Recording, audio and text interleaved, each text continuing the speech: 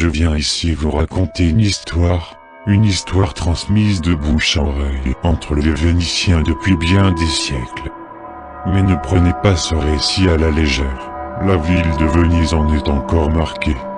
Cesco Pinzigani était l'un des tailleurs de pierre vénitiens les plus habiles de son temps. Il participa à la réalisation de la façade de la Scuola di San Marco, créant quelques-uns des plus prestigieux jeux de perspective qui la rendirent, déjà à l'époque, célèbre dans toute l'Europe. Quelques années plus tard, en 1501, Fiorinda, sa jeune épouse, fut soudainement atteinte d'une grave maladie. Les soins infinis avec lesquels il essayait amoureusement de lui sauver la vie furent vains. Tentant le tout pour le tout, il vendit même son atelier.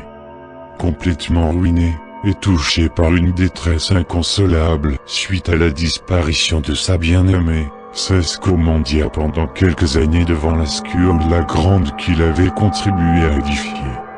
De temps en temps, sans qu'on le voie, il s'amusait avec la pointe d'un clou à exercer son ancienne activité à côté du portail, gravant les profils des navires qui chaque jour chargeaient et déchargeaient des marchandises sur le grand escalier du Campo. À cette époque habitait dans le voisinage une femme qui avait eu un fils d'un Levantin, un juif devenu sujet turc.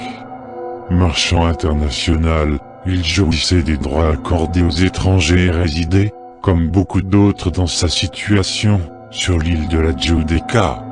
Le fils, qui vivait avec son père et était vêtu comme lui à la mode turque, venait fréquemment retrouver sa mère. Mais il la frappait souvent, en faisant la victime de son conflit intérieur. Moitié vénitien et moitié levantin, il était mal accepté par les deux communautés. La femme, ne s'étant jamais mariée, vivait seule et supportait bon gré malgré les violences de son fils, qu'elle aimait plus qu'elle-même.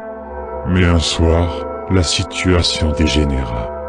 Dans un accès de colère, comme il n'en avait jamais eu, le jeune homme la poignarda et lui arracha littéralement le cœur de la poitrine. Bouleversé par son geste, il prit la fuite et jeta le couteau, tenant encore le cœur meurtri dans sa main. Il courut vers le pont de la Scuola, mais en montant la première marche il trébucha, tomba, et lâcha prise. Le cœur roula à terre, s'arrêta, et une voix en sortit, « Mon fils, t'es-tu blessé ?»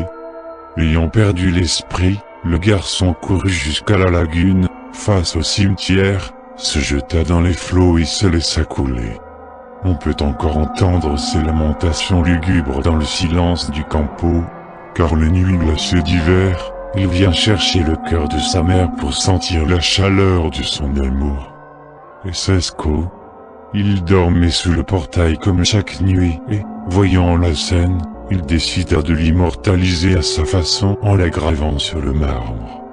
Aujourd'hui encore on peut voir sur le portail, au milieu des profils de navires, une silhouette avec un turban qui tient dans sa main un cœur humain. Un cœur de mère.